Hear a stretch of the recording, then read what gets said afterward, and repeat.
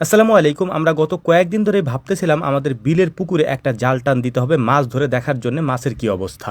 এখন যেহেতু শীতকাল শেষ হয়ে গরম পড়েছে, তাই আস্তে আস্তে বিলের পানিও শুকিয়ে গিয়েছে। বিলের মাঝখানে একেবারে শুকিয়ে জমিগুলি দৃশ্যমান হয়ে গিয়েছে এবং মাঝখানের পানিগুলি আস্তে আস্তে সাইডে চলে গিয়েছে, যেখানে গর্তগুলি করা ছিল, অর্থাৎ পাড়ি বাঁধার জন্য যেখান থেকে মাটি সংগ্রহ করা হয়েছে। পুকুরের মধ্যে জাল টান দিয়ে দেখার জন্য আমরা প্রফেশনাল কোনো জেলেকে ডেকে আনিনি, আমরা নিজেরাই এখান থেকে দেখার জন্য আমরা জাল এনেছি আমাদের এলাকা থেকেই। সেই জাল দিয়ে আমরা মাছ ধরার চেষ্টা করছিলাম। তবে সব মাছ আমরা এখানে উঠাইতে পারবো না, কারণ যেহেতু আমরা কেউই প্রফেশনাল না, তাই মাছ উঠবে না, এটা খুবই স্বাভাবিক একটা ব্যাপার ছিল।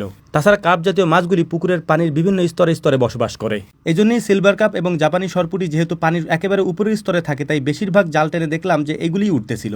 গত কয়েকদিন ধরে প্রচন্ড রকম ঠান্ডা এবং জ্বরে ভুগতেছি, যে কারণেই পানিতে নামবো না। বাড়ি থেকে আগের থেকে প্ল্যান প্রোগ্রাম করে এসেছি, প্রতিজ্ঞা করে এসেছি, যত লোভই আমার লাগুক না কেন আজকে আমি পানিতে নামবই না। সবকিছুই আলহামদুলিল্লাহ ঠিকঠাকই চলছিল। মাছগুলিকে আমরা সুন্দর করে ভাগ ভাগ করে রাখছিলাম। তবে বিশেষ একটা ব্যাপার হলো, প্রচুর পরিমাণে এখানে ছোট মাছ আছে। ছোট মাছের মধ্যে অন্যতম হচ্ছে মলঙ্গি মাছ, তারপর হচ্ছে যে চেলা মাছ। এর পাশাপাশি এখানে বেশ কিছু চিংড়ি মাছও আমরা পেয়েছি। বড় মাছগুলিকে আলাদা করে রাখা হচ্ছিল, এর পাশাপাশি ছোট মাছগুলিকে আমি ব্যক্তিগতভাবে আলাদা আলাদা করে তারপর একটা পাত্রে রাখছিলাম, যাতে করে এগুলিকে সুন্দর করে বাড়িতে নিয়ে যেতে পারি পরিষ্কারভাবে। তো যাই হোক, আগেই বলেছি যে পানিতে আজকে নামবো না, তারপরেও আমাকে পানিতে নামতে হলো। আমি যদিও পানিতে নামিনি, বাধ্য করে আমাকে পানিতে ধাক্কা দিয়ে ফেলে দেওয়া হয়েছে। তারপর বাকি যে কয়েকজন ছিল সবাইকে ধাক্কা দিয়ে আমি নিজেই ফেলে দিয়েছি। যাই হোক, দ্রুত পানি থেকে উঠে গিয়েছি, যদিও আমার মাছ ধরার কোনো ইচ্ছা নাই, কারণ আমার প্রচন্ড রকম ঠান্ডা। আমি জামা কাপড় নিয়ে আসি নাই বাড়ি থেকে, তো বাড়িতে ফোন দিলাম, সজীব মামা জামা কাপড় নিয়ে আসতে আসতে এখানে কতক্ষণ রোদ্রে বসেছিলাম। আর ওদিকে সবাই মাছ ধরায় ব্যস্ত, কিন্তু আমি টেনশনে আছি আবার আমার ঠান্ডা না লাগে, কারণ অনেক কষ্টে ওষুধপত্র খেয়ে তারপর এই ঠান্ডাটাকে আমি কমাচ্ছি।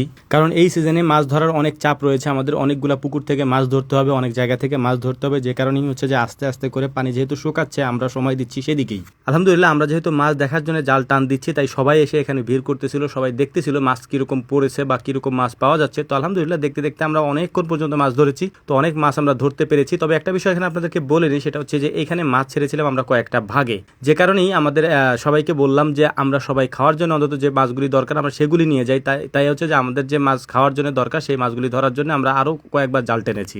সব থেকে ইন্টারেস্টিং ব্যাপার ছিল, আমরা এখানে বেশ কিছু ব্ল্যাক কাপ ছেড়েছিলাম। এই ব্ল্যাক কাপের মধ্যে একটা ব্ল্যাক কাপ আমাদের জালে উঠেছিল, বেশ বড় সাইজের। তো ওটাকে আমরা হচ্ছে যে সবাই মিলে দেখছিলাম, কারণ ব্ল্যাক কাপ সাধারণত আমাদের এদিকে চাষ হয় না। আমরা শখ করে কয়েকটা নিয়ে এসেছিলাম, কয়েকটা বলতে বেশ কিছুই নিয়ে এসেছিলাম। সেগুলি এনে এই বিলের পুকুরে ছেড়েছি কিছু, এবং আমাদের বাড়ির পুকুরেও বেশ কিছু ব্ল্যাক কাপ ছাড়া হয়েছে। তো আর যাই হোক, আলহামদুলিল্লাহ, মাছটা ভিডিওতে হয়তো ছোট দেখা যাচ্ছে, বাট মাছটা সাইজে অনেক বড় ছিল আলহামদুলিল্লাহ। তো আমরা আমাদের যে ছোট মাছগুলি ছিল সেগুলিকেও এক জায়গায় নিয়ে এসেছি। এর পাশাপাশি যে বাকি যে মাছগুলি আমরা ধরেছি, বেশিরভাগ যে সিলভার কাপ এবং এখানে জাপানি সরপুটিগুলো ছিল, তো এগুলাকে সবার মধ্যে ভাগ করে দিচ্ছিলাম আমরা। ভিডিওতে এখন যাকে দেখতে পাচ্ছেন, এই বিলের জায়গাটা মূলত এই ভাইদের। তো ভাইও এসেছিলেন মাছগুলি দেখার জন্য। তো সব মাছ ভাগ করে দেওয়ার পর যে ছোট মাছগুলি ছিল সেই মাছগুলিও আমি সবার মধ্যে ভাগ করে দিয়েছি আলহামদুলিল্লাহ। তো সবাই মাছগুলি নিয়ে যাওয়ার পর আমরা আমাদের ভাগের মাছগুলি নিয়ে বাড়ির দিকে চলে যাচ্ছি। তো আমাদের জন্য দোয়া করবেন। আসসালামু আলাইকুম রহমতুল্লাহ।